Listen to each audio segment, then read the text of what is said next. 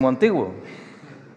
No sé, voy a por el diario 16 al kiosco, ¿no? Y no me lo dan, no sé por qué, pero vamos. Entonces, pues nada, hay que ir, también lo traigo en papel porque no me fío. Pero bueno, vivimos en una sociedad ya tecnológica, ¿no? Esta sociedad tecnológica en la que estamos todos conectados, ¿no? Virtualmente, todos tenemos nuestro cacharrito para ver lo que piensa cada uno en cada momento.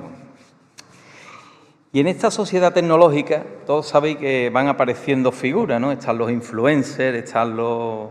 no sé mucho más, la verdad. Pero sí hay una que me llama mucho la atención, que es la del ofendido, ¿no? La figura del ofendidito, ¿qué le llaman? Hay cualquier noticia, cualquier opinión que encontremos en cualquier diario, en la web, ¿no? En cualquier página, pues siempre va a haber alguien que se sienta ofendido por eso. Y además lo manifiesta, ¿no? Y generalmente, pues, la manifestación de que me siento mal por lo que he leído, que tú has escrito, es que te voy a atacar a ti, personalmente.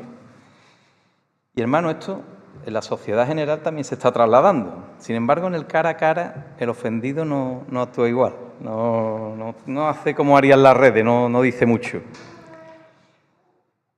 Y hermanos, si llevamos tiempo también como creyentes, pues todos conocemos a personas, ¿no?, que andaban en el camino del Señor y que ya por desgracia pues no se reúnen, ¿no?, debido a que se han sentido ofendidos por alguien. Y eso me lleva a la reflexión también de que en los trabajos se está de maravilla, porque nadie ofende a nadie, ¿no? En los trabajos nadie se va del trabajo, ¿no?, porque se sienta ofendido. Pero bueno, en la iglesia sí pasa, ¿no?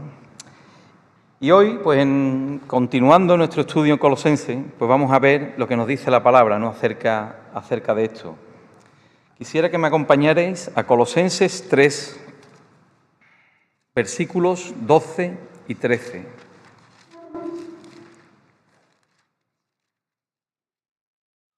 Colosenses 3, 12 y 13. Dice la palabra: soportándoos unos a otros y perdonándoos unos a otros si alguno tuviere queja contra uno. De la manera que Cristo os perdonó, así también hacedlo vosotros. Y sobre todas estas cosas, vestíos de amor Perdón, he empezado por el 13. Vestíos, pues, como escogidos de Dios, santos y amados, de entrañable misericordia, de benignidad, de humildad, de mansedumbre, de paciencia, soportándoos unos a otros y perdonándoos unos a otros como si alguno tuviere queja, si alguno tuviere queja contra otro. De la manera que Cristo os perdonó, así también hacedlo vosotros. Ya vimos cómo, al estudiar los anteriores versículos de esta carta de los Colosenses, ya hemos conocido, ¿no?, cuál es nuestra nueva posición en Cristo. Entonces ya somos llamados a quitarnos esos ropajes viejos, esos ropajes malolientes, ¿no?, que teníamos. ¿Para qué? Pues para revestirnos de esos hermosos ropajes que nos da Dios, como esa nueva humanidad que somos en Cristo Jesús.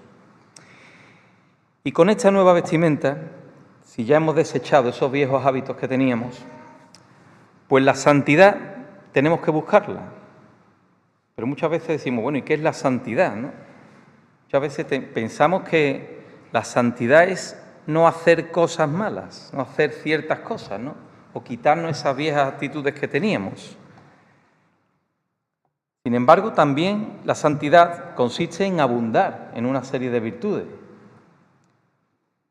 Si nuestra vida cristiana consistiera solamente en prohibiciones, en mandamientos, todo esto negativo, pues seríamos unos legalistas y además estaríamos siempre amargados, porque todo sería no hacer esto, no hacer lo otro, buscar lo negativo.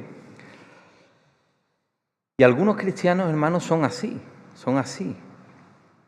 Para muchas personas, el ser buenos significa el no ser malos. Intentan imitar a nuestro Señor Jesús en esa rectitud, sin embargo, olvidan la compasión y el amor. Y es verdad, hermanos, tenemos que, lo hemos leído en la palabra anteriormente, en otras ocasiones, que tenemos que renunciar, ¿no?, a nuestra antigua manera de vivir. Pero nuestra ética se tiene que centrar más bien en obtener virtudes, las virtudes que tenemos en Cristo Jesús. Así, pues el apóstol, después de indicarnos que tenemos que abandonar esa vieja naturaleza, pues nos exhorta, ¿no?, a asumir estas nuevas características positivas que vemos en Cristo. Y el apóstol no nos está amenazando, no nos dice que si no lo hacemos vamos a tener algún castigo ni nada de esto. Y no lo hace porque simplemente poder hacerlo ya es un privilegio inmenso que tenemos. Y lo podemos conseguir por lo que hemos leído, ¿no? Porque somos escogidos de nuestro Dios, santos y amados. Atributos que antiguamente se le aplicaban al pueblo de Israel. Lo podemos ver en Deuteronomio. Pero ahora se aplican a todos los que estamos en Cristo. Y esa primera razón que nos dice el apóstol por la que debemos vestirnos de Cristo es precisamente porque somos escogidos.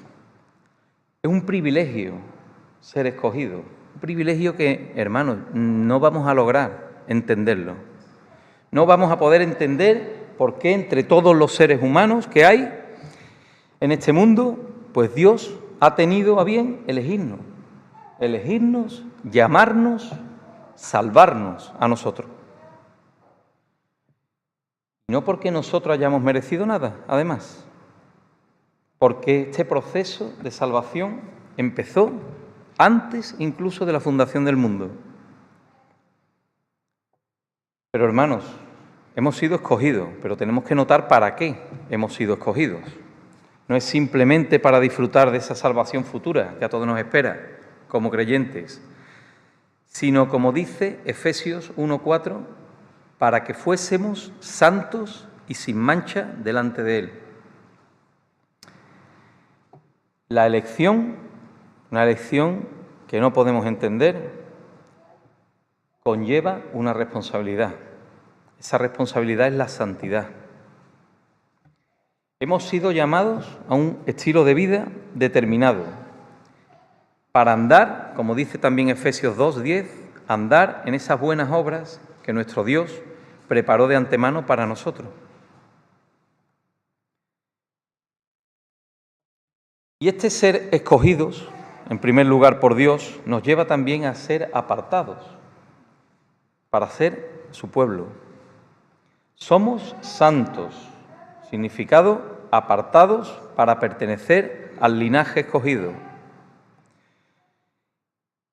Y esta separación que tenemos del resto de la humanidad, pues nos va a hacer diferentes, nos hace diferentes, porque nosotros vivimos en una relación con Dios, una relación de adoración, en la cual nosotros debemos someternos a su voluntad y también para allá afuera anunciar las virtudes de aquel que nos llamó de tinieblas a luz. Y hermanos, muy importante, es importante hablar, es importante manifestar todo esto que estamos viendo,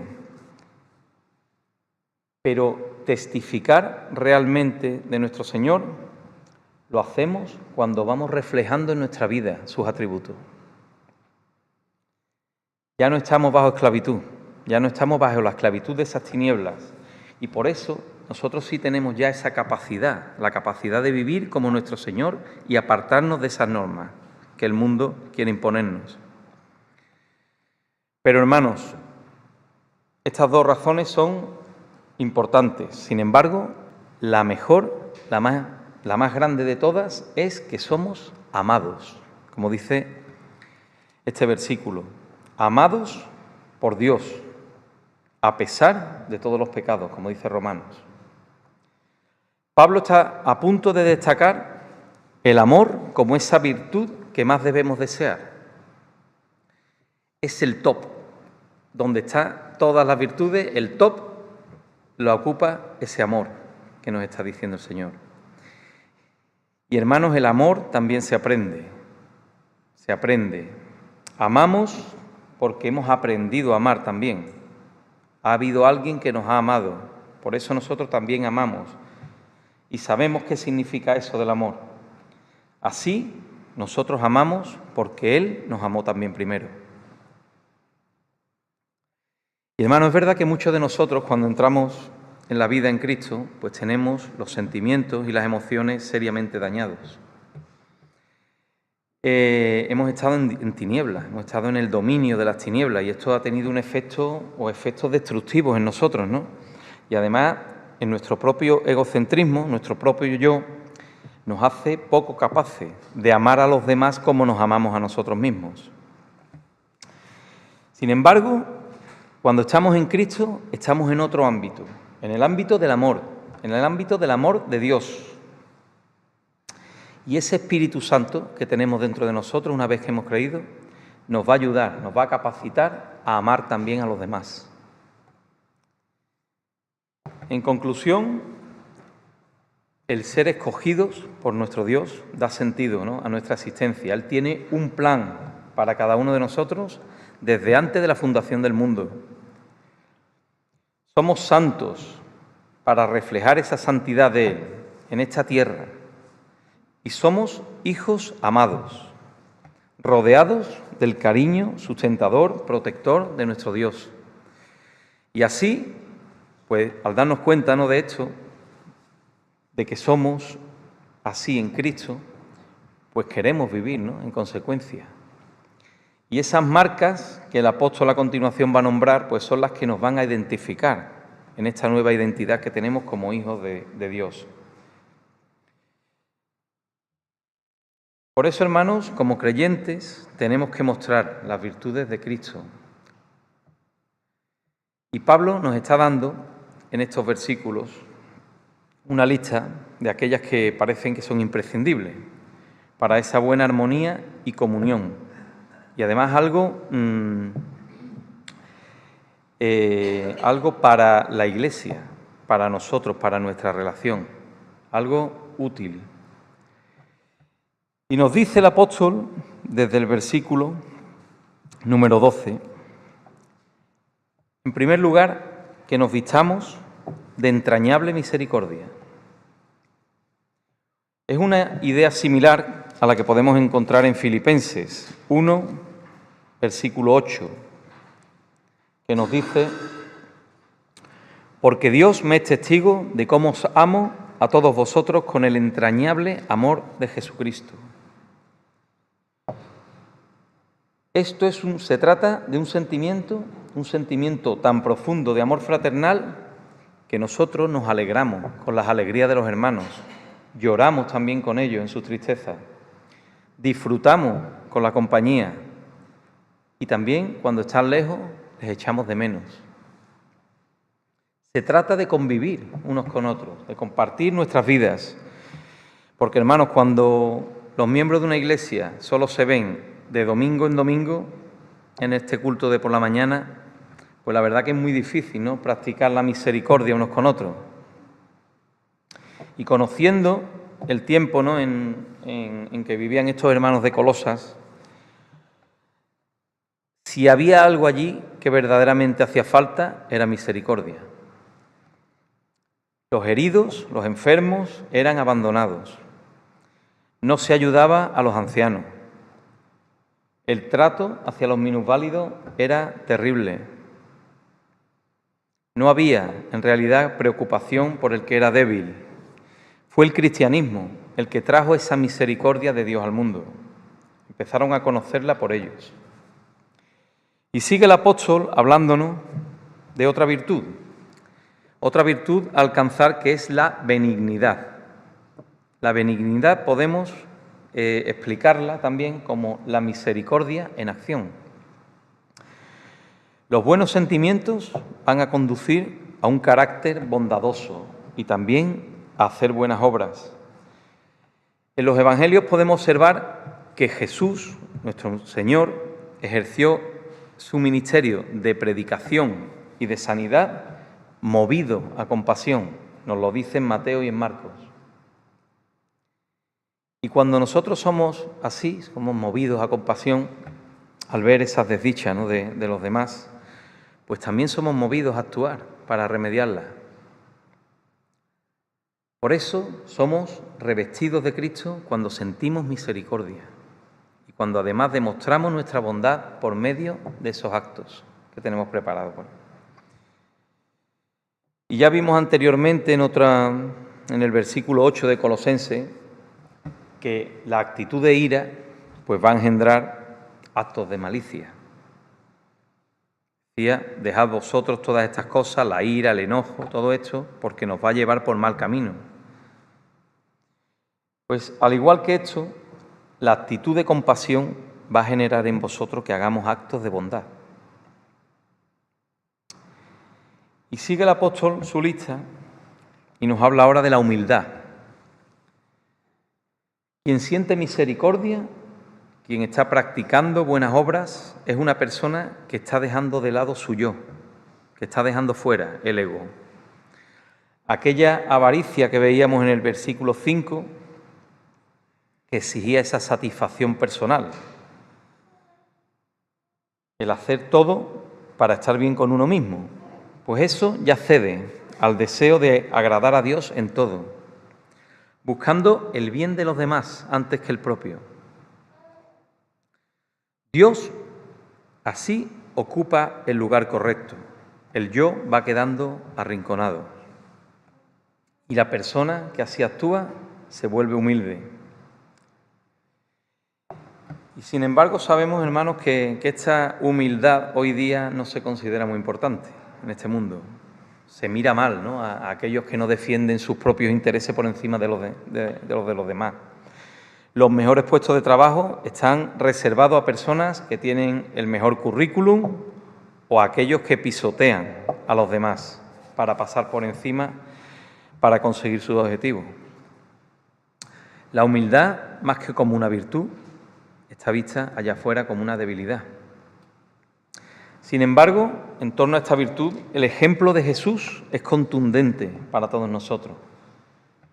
Dice Filipenses 2, versículo 5, «Haya pues en vosotros este sentir que hubo también en Cristo Jesús, el cual, siendo en forma de Dios, no estimó el ser igual a Dios como cosa a que aferrarse, sino que se despojó a sí mismo, tomando forma de siervo, hecho semejante a los hombres, y estando en la condición de hombre, se humilló a sí mismo, haciéndose obediente hasta la muerte y muerte de cruz».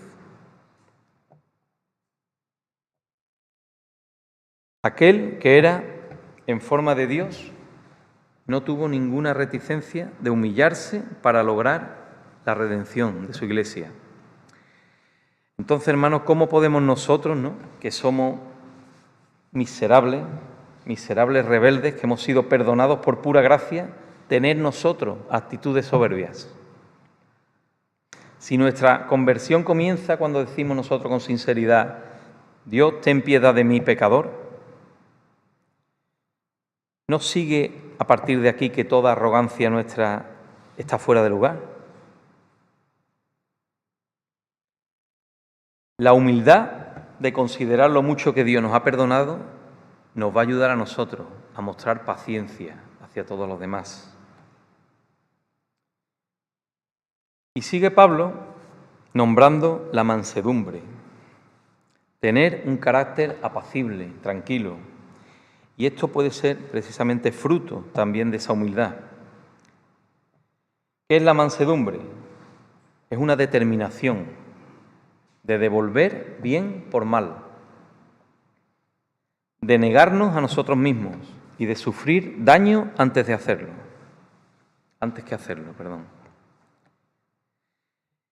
Y ahí fuera, en este mundo natural, esta mansedumbre en ocasiones la identifican, ¿no?, ahí fuera con la cobardía. Sin embargo, hermanos, la mansedumbre auténtica no tiene absolutamente nada que ver con esto, con la cobardía.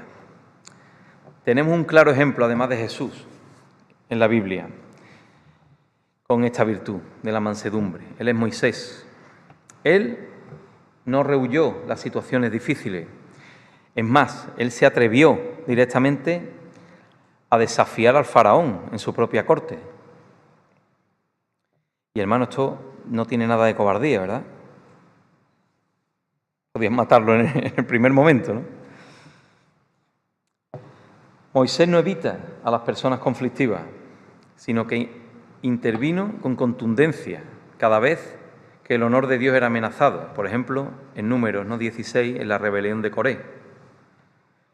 Pero al mismo tiempo él no se defiende a sí mismo de acusaciones injustas, como hicieron Miriam y Aarón, sino que deja esa causa en manos de Dios. No guarda además rencor contra estos hermanos, sino que intercede por la sanidad de Miriam también. Lo leemos en Números 12, 13. Ahí tenemos un perfecto ejemplo de mansedumbre en la palabra. Por último, nos habla en este tramo de la paciencia. La palabra griega usada por el apóstol aquí se traduce con frecuencia por longanimidad. Se refiere a la capacidad de aguantar a personas difíciles. ¿Conocemos alguna? No, aquí no hay ninguna, pero podemos conocerla en la calle. En esta vida, hermanos, vamos a estar condenados a recibir diversas clases de afrentas y de provocaciones por parte de la gente, y como creyentes tenemos que seguir el ejemplo de Cristo y no responder con represalia, tenemos que responder con paciencia. Y esta virtud tiene también mucha relación con la humildad y la mansedumbre. Es difícil que haya una sin que las otras estén. Así que, hermanos, resumiendo, nos propone Pablo adquirir todas estas virtudes como consecuencia necesaria de nuestra vida en Cristo, porque si no las tenemos, nuestra verdadera conversión va a quedar en entredicho. Si en una iglesia no abundan estos frutos, por muy bíblica que sea la doctrina, que se hable desde el púlpito, va a tener más cizaña que trigo. La Iglesia de Cristo tiene que manifestar los valores del reino en un mundo duro, un mundo turbulento, un mundo violento. Y va a ser difícil. Así, después de nombrar estas 5 virtudes con las que tenemos que contar, pues el apóstol Pablo nos explica cómo tiene que manifestarse en nosotros.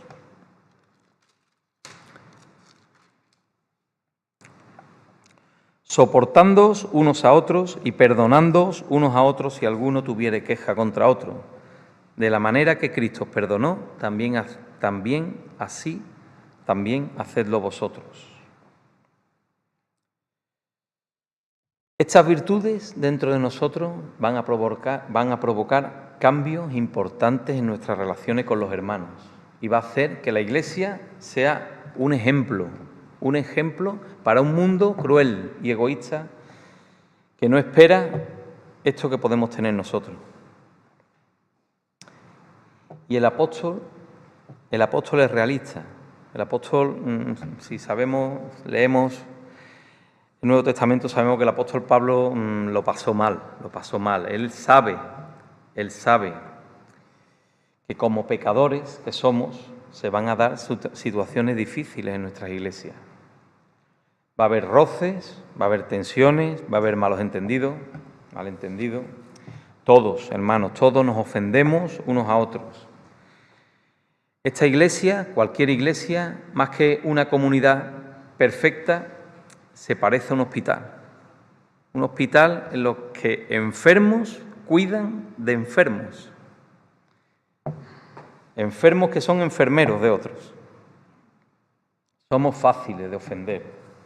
Y a su vez también nosotros ofendemos a los demás con la misma facilidad. Por eso nuestras relaciones entre nosotros quedan perjudicadas por lo que hacemos, también por cómo reaccionamos nosotros a lo que nos hacen. Y a esto es lo que se está refiriendo Pablo con este versículo. Hay hermanos en la iglesia que nos van a caer regular. Vamos a dejarlo en regular. Hermanos a los que tendremos que soportar. Y otros nos van a causar daño y a los que vamos a tener que perdonar. Y esto va a ser más evidente cuanto más tiempo llevemos nosotros juntos. Si la Iglesia fuera un espectáculo preparado para que una vez a la semana pudiéramos venir, disfrutar de la música, ver a ver qué dice ese señor que está ahí delante, si eso fuera así de simple, no tendríamos ningún problema. Vendríamos, escucharíamos, nos iríamos y seguiríamos con nuestras vidas. Pero no, la Iglesia es un solo cuerpo. Somos miembros de este cuerpo en Cristo. Y cuanto más estrecha, más familiares, más intensas sean nuestras relaciones fraternales, más nos vamos a ir enterando de las debilidades de los demás, de los fallos de los demás, y tanto más tendremos que soportarlo. Nosotros que no tenemos fallos, a nosotros no hay que aguantarnos, ¿eh? Somos como somos. La experiencia de la vida nos hace tener una forma de ser en la que vamos a molestar a algunos, claro que sí. Y vamos a hacer cosas que no van a ser pecado, pero vamos a molestarnos por cómo somos. Hay actitudes de otros que nos van a causar mucha irritación y tenemos que ejercer la paciencia y tenemos que aguantar.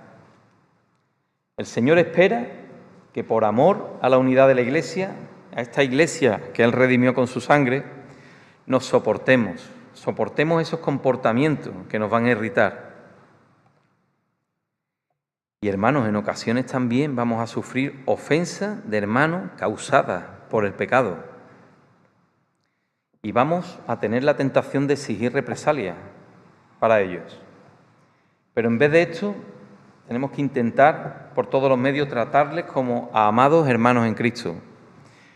No podemos tratarlos como enemigos. Hay que perdonarles. Tenemos que perdonarles y no guardarles ningún rencor, porque el no perdonar le va a hacer daño al ofensor, pero también a nosotros mismos nos va a hacer daño.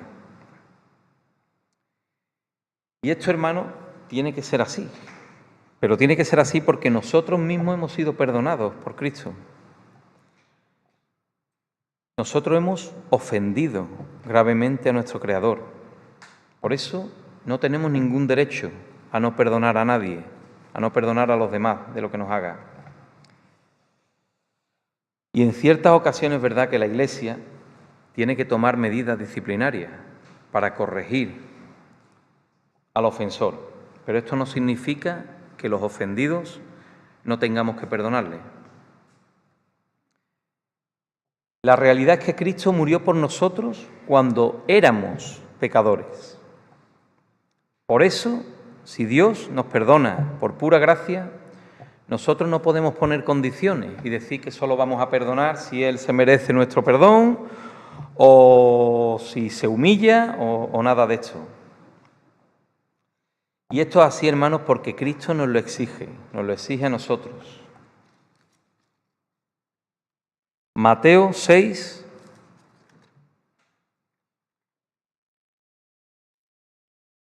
versículo 14.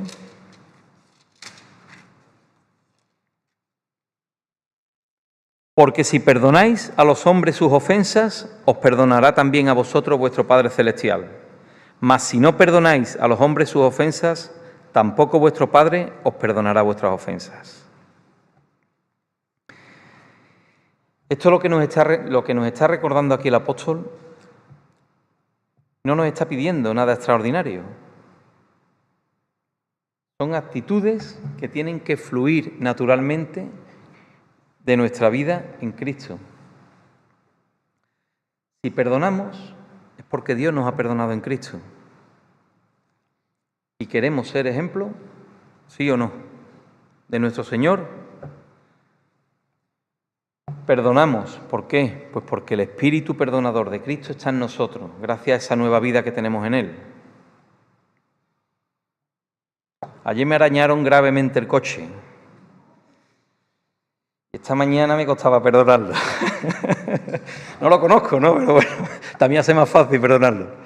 Pero tenemos que hacerlo, hermano. Tenemos que hacer de tripas corazón, como se suele decir, ¿no?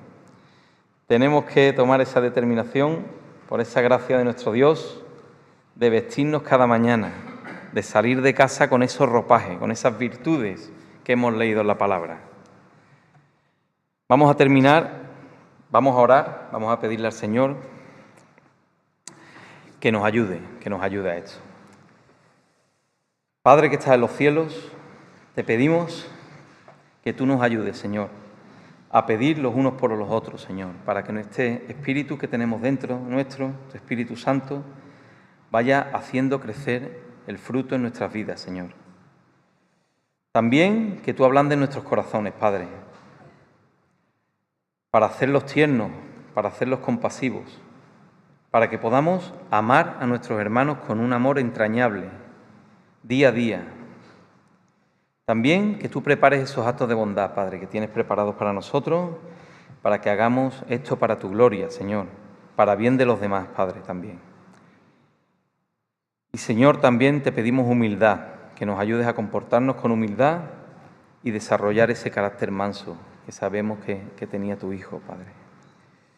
Por último, Señor, también ayúdanos a mostrar paciencia, aún con hermanos que con los que vamos a tener problemas y dificultades, Señor. También te queremos pedir, Padre, que tú nos guardes, Señor, en estos días, que tú nos lleves con bien a nuestras casas, que tú bendigas nuestras casas, Señor, a los hermanos que están descansando y a aquellos que están enfermos también, Padre, para que tú los vayas reponiendo también, Señor. Queremos, Padre, que tú estés siempre en medio de nosotros y reflejar tu magnificencia, Señor, tu gloria en nosotros, en nuestra vida, para que los demás puedan acercarse a ti, Señor.